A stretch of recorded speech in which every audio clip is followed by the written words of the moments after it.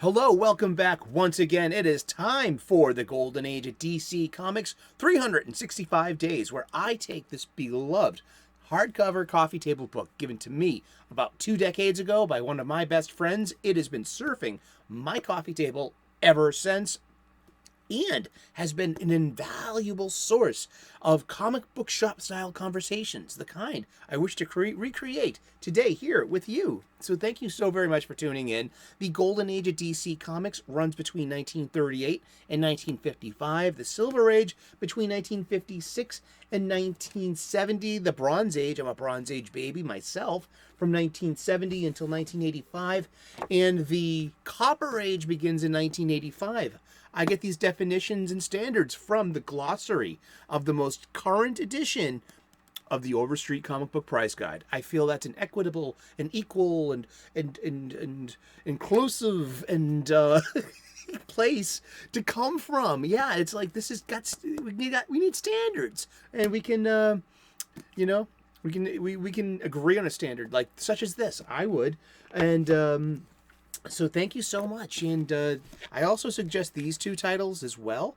The links are in the description to the Amazon page, especially the one for this one. This is a 2004 Abrams press publication, written and curated by Les Daniels, Chip Kidd, and Geoff Spear. And you can get your own copy. You can get it new. You can get it used. I've been getting used books lately. It gives an old book a second chance, such as what I'm doing with this book here. This is a 365 days book. I'm using it for its intended purpose. We're going to open up to today's date, October the 3rd. We're going to look at some comic book art of an antediluvian age. We're going to read the blurb, and then we're going to talk about comic books. And guess what? We're going to talk about comic books every day for the rest of the year. We've been doing it all year long, all year strong.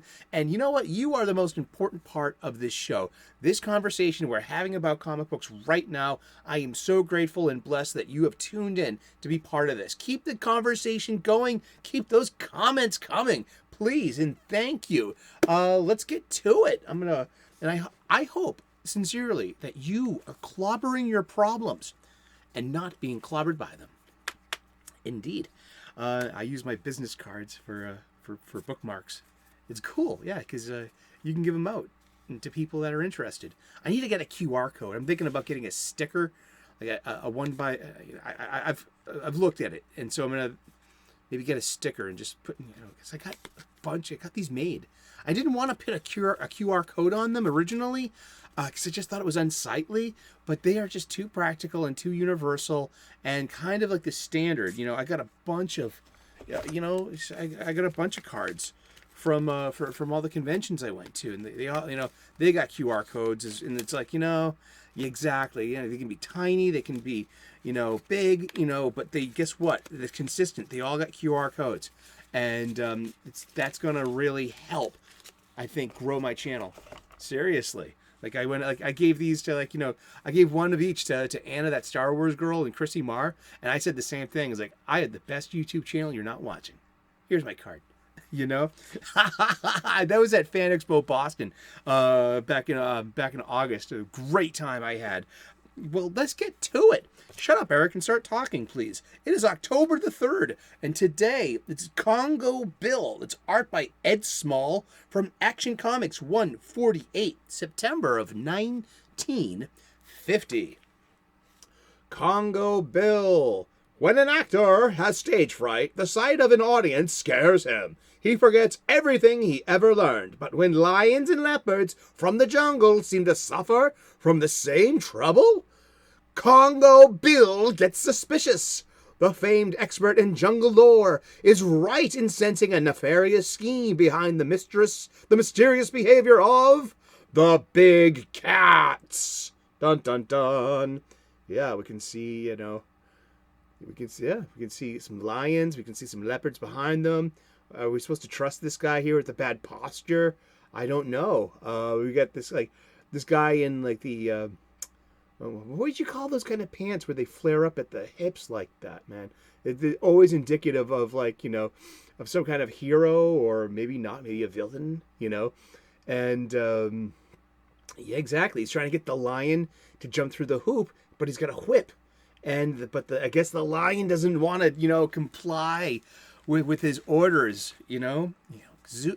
Circuses were popular ones with animal shows, live animal shows.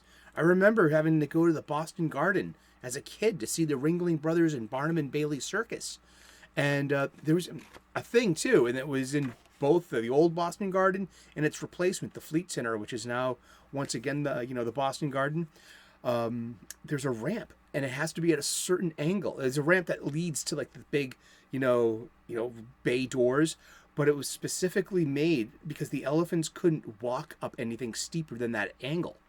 And so, it had to been designed with the elephants in mind, so they can get the elephants from the train, North Station, the Amtrak, the subway. The Amtrak comes right in freight trains, comes right into the station and right into the auditorium, and on the street level. So to get the elephants into the old Boston Garden, they just walked up this ramp. But if it was any steeper, the elephants could not ascend or enter the building. Isn't that cute? All right, let's read the blurb. Created by editor Whitney Ellsworth, Congo Bill got his start in 1940 in More Fun Comics, then moved over to Action Comics, where he backed up Superman for years. Well, that's a prime place, huh? The product of the days when real-life trappers and trainers like Frank Buck and Clyde Beatty were national heroes. Congo Bill seemed less amusing these days with concerns about ecology and endangered species. Yet in 1948, in his prime, Congo Bill became one of the first DC characters to appear on the motion picture screen. In a Columbia serial starring Don McGuire in the late 1950s, Bill became what he beheld, and in suffering the indignity of turning into something called Congorilla, before he disappeared into the impenetrable jungle of the past. Indeed. Yeah, that's the blurb. But yeah, Congo Bill. This is, I'm going to read this from the wiki. William Congo Bill Glenn Morgan was born in 1898 and the son of a Scottish gamekeeper. At one point, he was a member of the Irish Republican Army, and during World War I, he served as a soldier in the Battle of the Somme in France, 1916. And also the Battle of Flanders Field in Passchendaele, Belgium. Wow. It's those World War I movies, man. He worked his way up as a spy in Austria. He later became a globe-trotting adventurer and for a time worked the Worldwide Insurance Company, protecting policies that they had written and saving the money from the company from fraudulent payouts. But Bill grew content to live in his adopted African home, swearing to protect it from harm, where he then befriended a local witch doctor known as Chief Kawolo.